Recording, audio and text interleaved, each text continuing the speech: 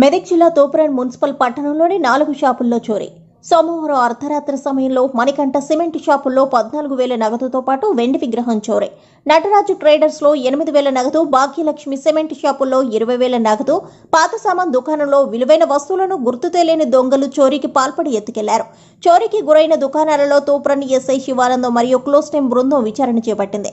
అయితే తోపురాన్ పట్టణంలో గత కొంతకాలంగా గుర్తు తెలియని దొంగలు దొంగతనాలకు పాల్పడుతూ పట్టణవాసులకు నిద్ర లేకుండా మనశ్శాంతి లేకుండా చేస్తున్నారని, కష్టపడి పెట్టుబడి పెట్టి సంపాదించిన సంపదని దోచుకెళ్లడంపై సంబంధిత దుకాణదారులు అసహనానికి గురయ్యారు. పోలీసు బృందం ప్రత్యేక నిఘా ఏర్పాటు చేసి చోరీలు జరగకుండా పకడ్బందీగా జాగ్రత్తలు తీసుకోవాల్సిందిగా పట్టణంలోని కాంగ్రెస్ నాయకుడు అప్సర్ పేర్కొన్నారు. మరియు యజమానులు బాధను వ్యక్తపరుస్తూ చోరీలకు పాల్పడుతున్న వ్యక్తులను తక్షణమే పట్టుకోవాల్సిందిగా బాధితులు కోరారు.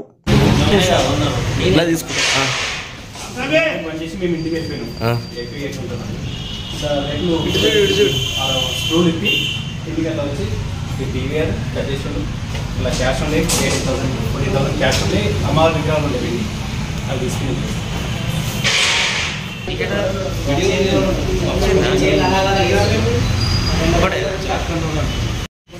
గ్రిల్ వేయించుకోవాలి.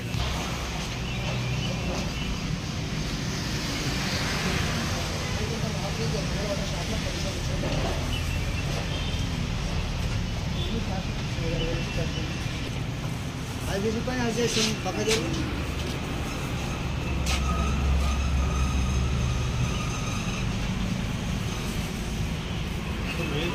మెయిన్ రోడ్ మీద గిట్ట అవుతుందంటే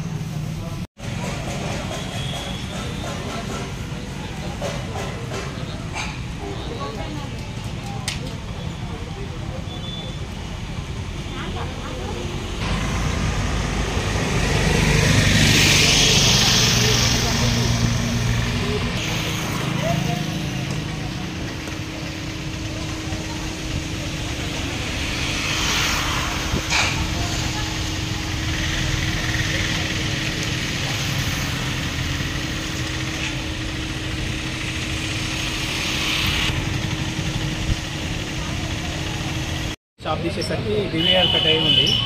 రాళ్ళు ఓపెన్ చేసి ఉండదు, ల్యాప్టాప్ తీసి పక్కన పెట్టారు.